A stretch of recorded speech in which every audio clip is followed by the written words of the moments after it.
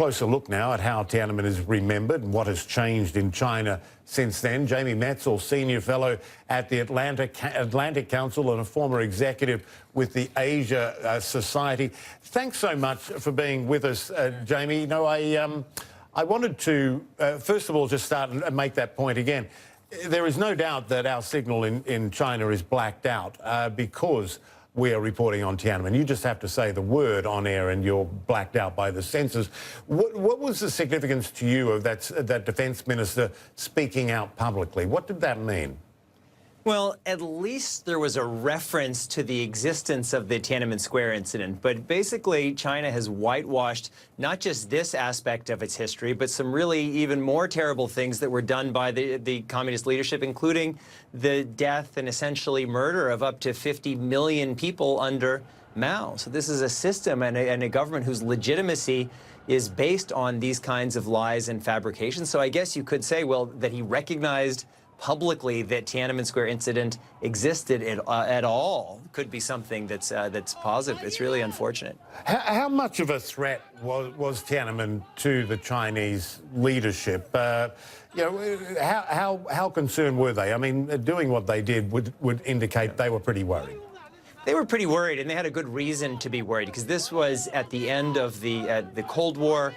There were the revolutions sweeping across the communist world.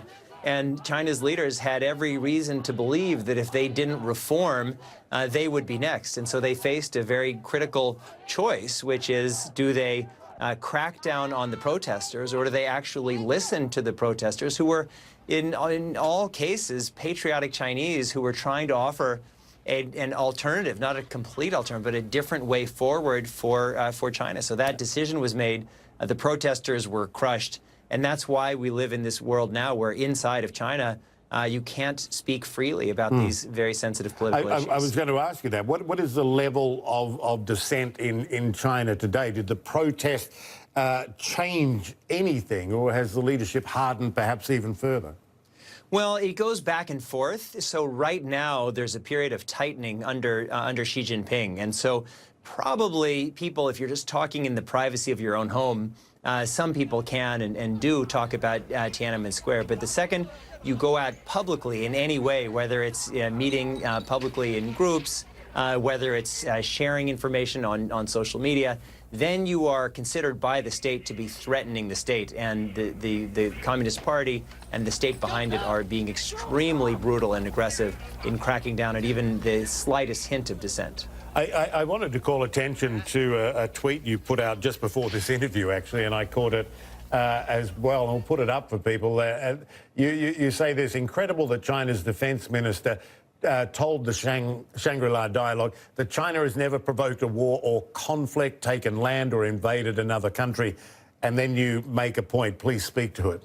Yeah, well, so it's one thing for China to basically suppress its own history internally. But when the defense minister of China says publicly that China has never invaded anybody else, you just have to ask the Tibetans, the Uyghurs, the Koreans, the Filipinos, the Vietnamese, all of whom have been invaded by China and oppressed by China.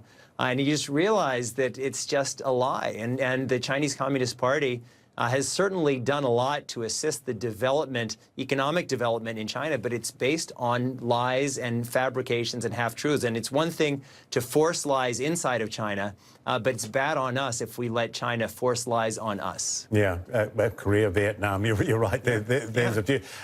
Just briefly, do you think young people in China today think about democracy?